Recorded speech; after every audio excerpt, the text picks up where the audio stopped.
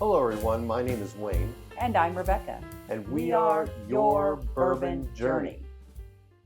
Well, if you follow us at all, we had a little trip to Louisville on Wayne's birthday weekend a couple weeks ago. It's hard to believe that it's already been 2 weeks. But one of the things we did on his birthday morning, on the 21st of February, was visit Oxmoor Farm and Bourbon. And we didn't know much about it. I started hearing a little bit about it last year in the summertime and became very interested. And so we were looking for an opportunity to visit there. What's something you remember about when we pulled up that long drive? Snow. There was snow all over, and which kind of made it cool because I don't know if it snows there a whole lot, but it gave us an opportunity, because we will go back, to see the difference in the landscape. But I remember the snow. I remember it was a huge property, and also before we got there, maybe we must have been a quarter mile or less from the property, and we drove by like a little graveyard. And I think I make a point to you about that. There was a graveyard in the yeah, you mentioned it. Yeah. Yeah, and then we found out on the tour that it was part of the property and such. So I remember a lot of snow, pulling up, walking in.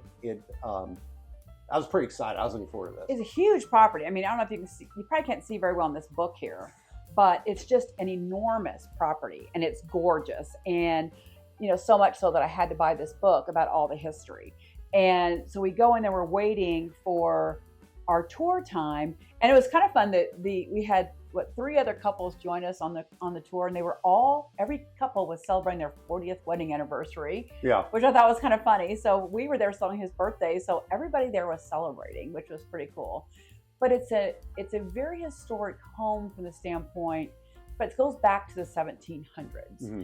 And while bourbon was never made there, it was kind of a central, important place about bourbon, because so many of the lawyers and legal figures that worked on legislation regarding whiskey and bourbon and all that lived in that home and were part of that family. So when you find out through the years how much influence they really have on the spirit that we enjoy so much today, it really makes you take pause.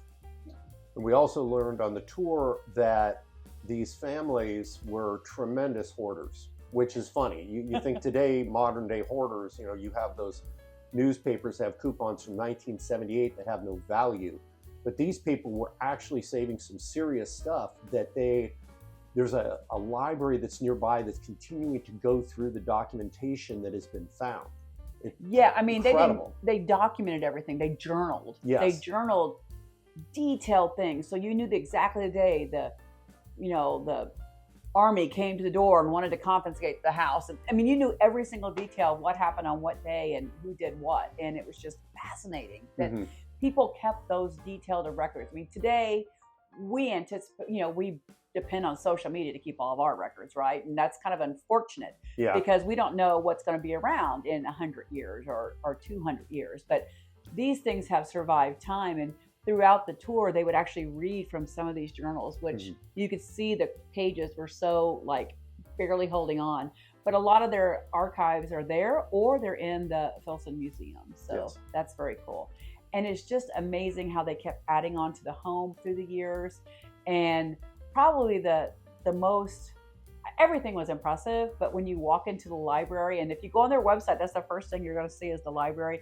It is just a stunning, moment when you walk in the library. the library, the pictures won't do it justice. You need to go there, you need to take the tour, and you need to walk in that room, because it is one of those, oh my gosh, it's so big that I think all the bourbon collectors in Louisville could not put all of their bottles on the shelves there and basically come close to filling the place. Maybe take sections, but it was just so many books and so many feet high in the air in such a big room. It was really beautiful. And it had a lot of, an Italian architect worked on it. It's just fascinating. And they had a wind dial. How often you see sundials, but they had a wind dial in there. And just to hear the whole story about all of that. And, then we got to sip this bourbon, right? We got to try the Oxmoor small batch as well as the Oxmoor single barrel. And of course we had to buy each of them. And we were just very excited. They also offered cocktails. We had another appointment right away, so we could not stay and kind of hang out in the library or see what else they might have in the gift shop, which is why I bought my book online. So I didn't miss out because I just got it online instead. But we just think it's fabulous. We highly recommend that you would make a trip there. There's another aspect of it as well, because just before we walked into the library, the lady pulled out a bottle of Oxmoor Bourbon from back in the day, and they had just found out recently that had it either been they don't know if anything had ever been really technically made on the property. They don't think so. Yeah, but they know that there was Oxmoor Bourbon because they pulled out a bottle. And what you will find out is the tour is continuing to evolve. So the information that we found out on the tour might be added to if you take that tour. It's continuing to grow as they open up and figure out and read the documents that they have in storage. Yeah, the artifacts as you walk through are amazing. The stories as they read all these journals is amazing. And the bottle that Wayne's talking about sitting right there on the shelf, you can see it right there. And the story was that during Prohibition you couldn't sell or buy alcohol, but if you possessed it, you could still drink it. And I guess they had a bunch of stuff bottled when they were all attorneys. They knew when it was coming. So they had stockpiled it. And then basically they had a lot of parties there. Yeah. It was the place to go. And that library we were talking about is almost like a ballroom. Yes. I mean, I've been in a lot of, old homes that had ballrooms, and it kind of reminds you of a ballroom, but it was all library. And the lady of the house, she was massively a traveler. She was very ahead of her time for women traveling on their own and things like that. And a lot of these are like first edition books, and they're signs, don't touch the books. So, but anyway, and there's secret doors. I mean, I won't tell you anymore, but it was just really fantastic. Yeah. So then as we go into the library and sit down to do our tasting, we had a cocktail, and then we got to this, which is what I like. I like the neat pours. And so we were given an opportunity to try, I think it was the single barrel. No, they tried the small batch. The small batch, forgive me. And she said, so we all had a pour of small batch while we were sitting there, while she was telling the last part and talking about the bourbon itself. And then she said they had cocktails that people were coming up to get cocktails. And of course we didn't want a cocktail. Plus we had another appointment to go to. So we decided to share a 1 ounce pour of the single barrel to see if we liked that, because if we did, we were going to buy it as well. And obviously we did. Obviously we did. So let me tell you a little bit more about each of these bottles, and then we can always share some more stories as we're tasting too. Okay. All right, so here we go. So obviously they're not a distillery. They do have the name and the company name of Oxmoor Bourbon Company. Both of these are a Kentucky straight bourbon whiskey. Now, they don't disclose where it is distilled, but Clues gave us some ideas, but we won't disclose that. I can say that the small batch, which is also barrel strength, is bottled at Kentucky Artisan Distillery in Crestwood, Kentucky, which is on the Bourbon Trail, and it's a great place to visit. We did learn during the tour that it is a blend of traditional and wheated mash bills. There is no age statement, but to be straight bourbon whiskey, it has to be at least 4 years old. The proof is 119. This is Volume 3, First Edition from 2024.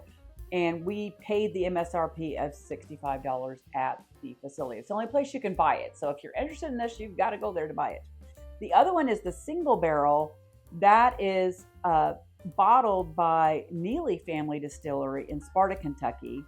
Again, no, this one we don't know anything about the mash bill. We know it's 8 years old, however. The proof is 116.6, and it's Volume 4 from 2024. And the MSRP and what we paid is $80 for that bottle. So I thought they were both reasonably priced based on the taste profile that we had there. But we looking forward to having an actual pour of each and digging into them. Mm-hmm. Absolutely. So you want to start with the small batch? Yeah. Okay. Yeah. So it's kind of a golden honey almost look to it. And I'm wondering if that might be because it's a half wheated mash bill. Could be. I'm not picking up many legs. I am getting some form. You might want to look at my glass. I mean, I'm starting to get some forming on my glass. Okay. Let's go ahead and check out the nose. Yeah, you're getting the sense of those two mash bills, right? Mhm. But it's a blend.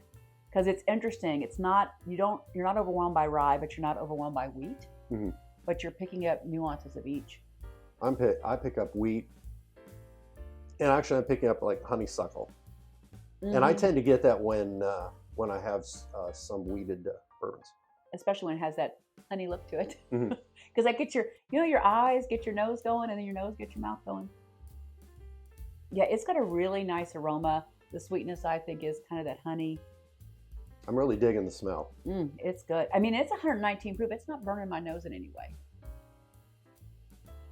Pretty impressive. It's very, shall we try? Yes. Cheers to Oxmoor. Oxmoor.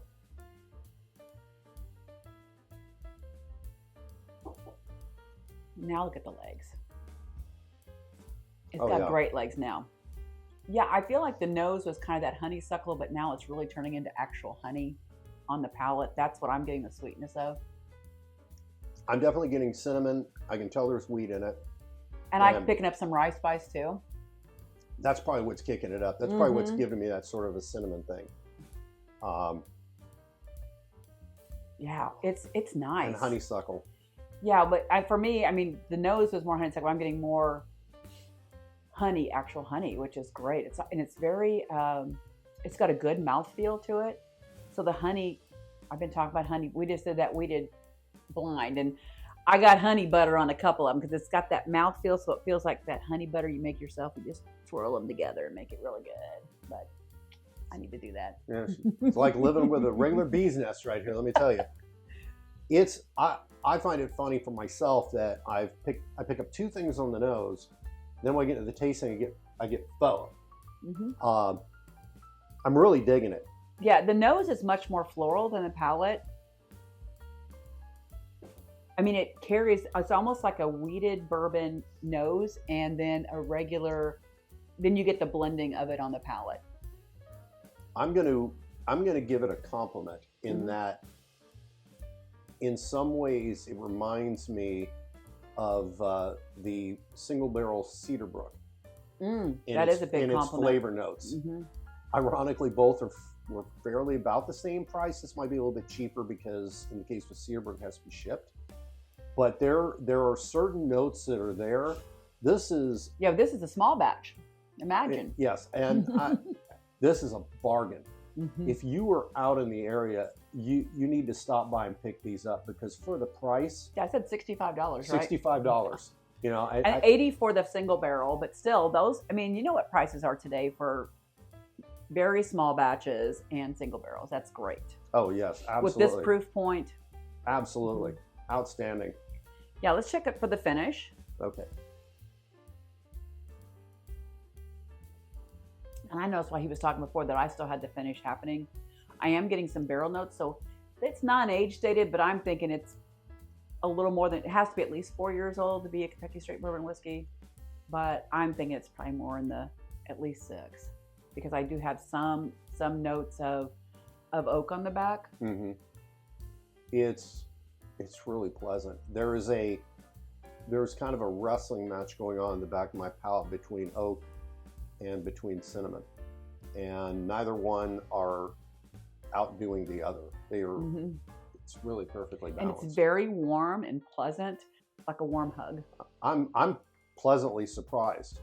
This is you need to go there. You need to go there. Well, let's go ahead and cleanse and then try the single barrel. It's very similar in color, maybe slightly darker, but I'd still say it's kind of that golden honey kind of look. Very light amber, perhaps. And I am getting a little bit of legs forming at the top. And ironically, I thought it was interesting to me that the small batch was 119 and the single barrel was 116.6. That doesn't happen. Usually but they don't add water to either one of them. So there you go. One just happens to be a small batch blend. So there's a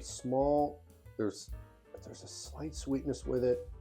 Almost a confectionery sugar for myself. Yeah, I was going to say, this one's more sugar than honey. There's almost a nuttiness. And it's teetering on marshmallow. Well, that's a good call. There's a little toastiness to it. And I'm fascinated because, you know, they're both different. I mean, so, you know, if you go there with the idea you want to buy, you're not buying two things that are kind of the same. These are quite different. I'm getting a little citrus on it too. I just got a little hint of lemon. I said it's a little bit of sugar. I almost pick a little bit of ryegrass. Just a touch. Just a touch. The nose is a lot different, and the nose is giving me a little bit more of a warning. This is going to be hotter than the first one, but it's actually lower proof. Yeah, which is funny. Yeah, I mean, if you watched all, you know, I like to compare if I got two. They are very different noses, very different. Shall we taste? Yep. To the single barrel. Single barrel. Oxmoor. Cheers.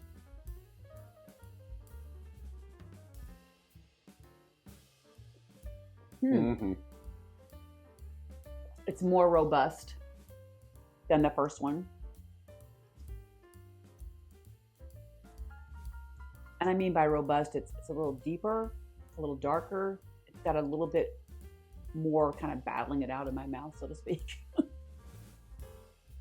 In a good way. The marshmallow part I get in my mouth. I get a tad bit of leather. There's a sweetness with it. I'm not getting the citrus that I had on the nose, but that's okay. I am getting a sweetness on it. I'm not sure if it's confectionery sugar or if it's honey. It's one of the two. I'm feeling like it's more confectionery for me because this one was clearly honey and they are very different. And the legs are gorgeous on that. You might be able to see better on my glass, but those are just beautiful legs in this. And it feels very soft and soothing in your mouth. And I do think it drinks hotter than the first one, even though the first one is a higher proof by a couple points. Yeah, and my gut on that is that, you know, that's a blended mash bill. It has some wheat, and this one's probably has no wheat. So the wheat probably made that one, even though higher proof, a little bit softer. It has a shorter finish, I think. Oh, that's what I was going to say. Let's try again for the finish because I was so busy thinking about what the palate was. I can't think of anything that tastes like this. I want to say I'm getting barley. Well, most bourbons have barley. I don't know if people that watch us, I don't know if you're old enough to remember Romper Room, where the lady would have the magic mirror and basically I see, and then she started calling out names of kids in the audience. My name never got called. But anyway, my mind is going to that because I'm sitting there. In my mind, I see rye. I see a little bit of honey, corn, confectionery sugar.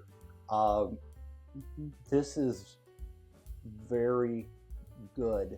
The finish is this is 8 years old. So this one had an age statement on it, whereas the small batch did not. But it is 8 years old. So you are getting some more of that on this, you can tell. And I like picking up barrel.